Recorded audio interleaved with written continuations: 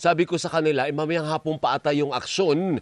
Pero di bale, alamin natin, baka naman as early as now, maglutangan na yung iba't ibang mga anggulo. May nabasa na ako kahapon na mukhang may changes sa liderato ng Senado today. Anong sabi ng mga bubwit mo, Secretary? Ay, malaki ang possibility na magkaroon ng bago na namang liderato ang Senado today. No, napakalaki dahil in my almost 50 years in politics. Ngayon lang ako nakakita, Alvin, ng ganitong klaseng krisis sa Senado.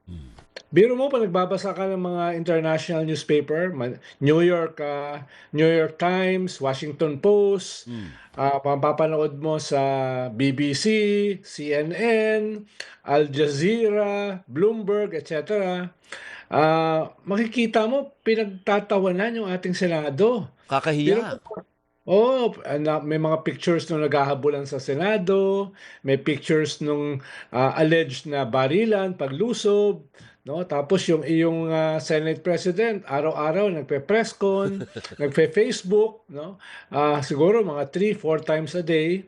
Tapos mismo yung minority ay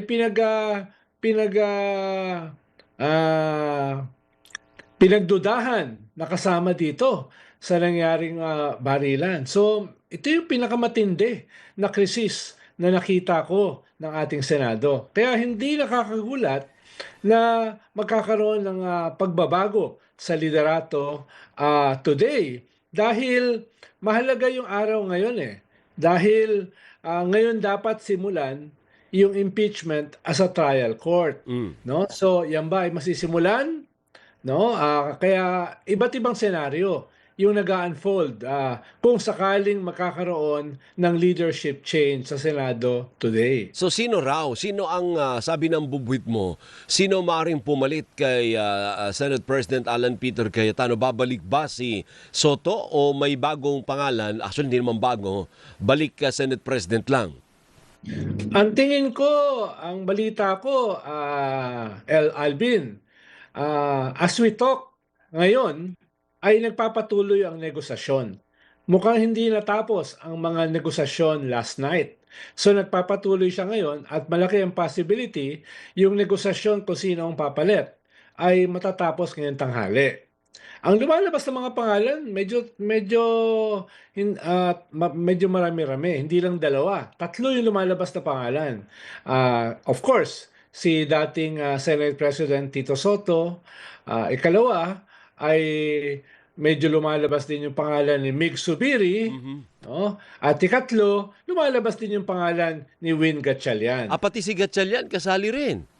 Oo, dahil medyo maganda yung performance niya doon sa budget process Masipag naman. this year, no? At saka parang hindi kasi siya tainted nung mga away. So pwede siyang possible compromise doon sa mga warring factions. Si Mig Subiri naman, ang lumalabas, parang meron siyang grupo ng mga senador na pwedeng idagdag doon sa siyam na natirang minority ngayon, no? Pwede niyang dalhin yung dalawang nag-abstain, including him, at 3 or 4 more galing doon sa kasalukuyang majority. Ayan, negosasyon ngayon yan, Alvin. Pero may posibilidad din na ma-retain si Senate President Alan Peter Cayetano despite what happened, kasi kailangan mo ng 13. Sabihin ni wala naman si Bato, di ba? Definitely hindi makukuha nung kabila si Bato. Kailangan may tumiwalag dun sa grupo niya para magkaroon ng 13. Pero sabi mo nga, baka hindi naman na si Soto. Baka pwede yung iba na unifying factor. Pero posible din ba na ma-retain sa kanyang posisyon si Senate President Alan Peter Cayetano, or ito yung kaso ng anyone but him? Of course, meron namang possibility lagi. Because until it happens, it didn't happen. Di ba? Until mapaltan siya officially, ay hindi natin sigurado. Pero maliit ang tsansa na siya ay mariretain. No? Mukhang ang tono sa majority ng mga senador ay anybody but Alan Peter. Dahil in 4 or 5 days, grabe yung ginawa niyang damage sa institusyon ng Senado. So kahit yung mga nasa majority, nag-hesitate na sa kanyang leadership. Una, napakaliit ng kanyang majority. Ikalawa, grabe pa yung nangyari. No, halimbawa, itong pinakahuli ay ayaw isuko yung CCTV. Bakit ayaw? No? Ikalawa, ay ayaw i-implement yung suspension nung kanyang sergeant at arms. Ikatlo, ay sa mga surveys sa social media, lumalabas 90% ay hindi naniniwala sa kanyang version of events sa nangyari sa Senado. No? Mas mataas pa yung dami ng galit sa kanya kaysa kay Bato. Si Bato kasi close second no? Ang mga 86%. Pero si Alan Peter almost 90%. At tingin ko tataas pa 'yan dahil sa kanyang mga sinasabi at sa kanyang kondukta. Yan yung problema, Alvin. Pag masyado ka madaldal, no? Less talk, less mistake dapat. Pero kung daldal ka ng daldal, Facebook ka ng Facebook, presscon ka ng presscon, no? Ay para kang lumulubog sa sarili mong kumunoy, no? Para ka nagkakaroon ng foot and mouth disease. Kaya sa ngayon, lahat ng sabihin ni Alan Peter, walang naniniwala. Paano yung doon sa usad ng impeachment, assuming na tama ka nga na mukhang mapapalitan yung liderato, paano ang magiging takbo ng impeachment sa panibago o sa sino man yung papalit sa Senado? Well, una, sinosoften niya yung kanyang image. Humihingi nga siya ng apology doon sa mga law school deans dahil sinabi nila sa statement nila na nanganganib yung impeachment under his leadership. So ang sabi niya ay forthwith, no? Forthwith. Today ay sisimulan niya yung impeachment. Ang sabi pa nga niya, magsuot na ng mga robes yung mga senador. Pero siyempre, bago mo i-convene yung Senado as a trial court, kinakailangan i-convene mo muna yung Senado. So, delikado siya, pag convene ng Senado, baka matanggal na siya. Kaya ang isang senaryo, matanggal siya. Pag convene ng Senado, yung ikalawang senaryo ay bilisan niya. I-convene niya kaagad yung Senate as a trial court. No? Pero may ikatlong senaryo. Yung ginawa niya nung siya ay speaker sa Kongreso, kung maalala mo, Alvin. No? Yung kay Velasco? Oo, parang ang usapan dyan ay 1 year, 1 year. No? Ayaw niyang sundin. So, kung maalala mo, Alvin, ikinandado niya ang Kongreso noon. Natay ang ilaw, no, para hindi matuloy yung pagtanggal sa kanya. Eventually, natanggal din siya. Pero ibig sabihin, kapit to kulit talaga yan, si Alan Peter, pag nakakuha ng posisyon. So, yun din yung ikatlong senaryo. Baka isabutahin niya, i-delay niya yung pag-convene. Dahil pag kinonvene niya, baka matanggal na siya immediately. Kaya medyo dramatic yung araw ngayon, Alvin. No? So abangan po natin, tayo lahat magiging miron. Mamayang hapon pa naman po yun. Pero yung impeachment, paano yun? Kailangan mo nga i-convene muna ang Senado as an impeachment court. Wala siyang choice. Kailangan niya ipunin lahat at mag-convene. Bago mag-convene as an impeachment court, pwede nang someone should motion or can motion na idideklara na namang bakante lahat ng posisyon. Di ba ganun ang kanilang patakaran?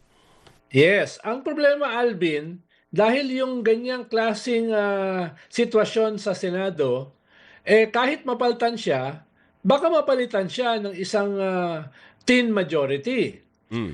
No, dahil ayun nga maraming senador nagbabaliktaran at yung mga senador pinoprotektahan yung kanilang political future. No? So, very divided yung Senado ngayon. Kahit mapalitan siya, yung papalit sa kanya ay very tenuous yung magiging majority. No? At pwede rin sa maikling panahon mapalitan uli. No? Pero ang mangyayari ngayon kay Alan Peter, baka siya yung pinaka shortest term as Senate President sa kasaysayan ng Senado. Isang linggo lang. Dati kasi nung 1950s ba yan? 1960s? Merong isang Senate President na napalitan in 9 days. Pero siya, baka mas maiksi. in less than a week or 1 week, mapapalitan na siya. Pero hindi lang siya yung shortest term as Senate President. Kung matatanggal siya ngayon, siya rin possibly yung worst Senate President. Ang Dahil sakit. nga sa nangyari ngayong mga pagkasira nung institusyon. Dahil bago pa mangyari ito, alam mo naman, Alvin, na medyo sirang-sira na yung image ng Senado dahil meron kang 4 na senador na may plunder case, possible plunder case sa ombudsman. Meron kang 2 senador na possibly ay may international warrant sa ICC for crimes against humanity. Meron kang 3 senador na yung mga kamag-anak ay may problema sa kanilang mga negosyo, no? Maraming kaso. So, ngayon ka na nakakita ng ganitong klaseng Senado.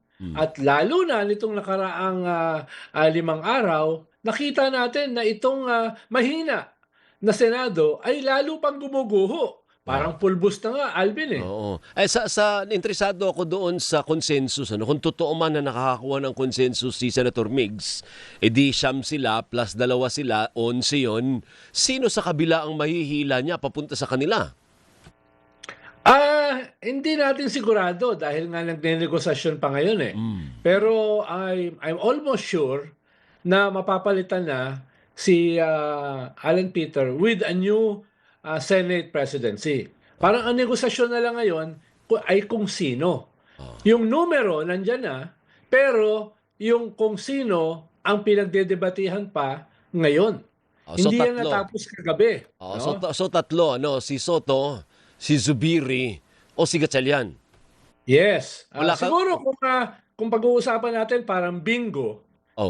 baka namumuro si Big Subiri, no? Kung bingo, no? Pero until it happens, It did not again, happen. it didn't happen, no? Tama. Ang halos sigurado lang mapapalitan si Alan Peter.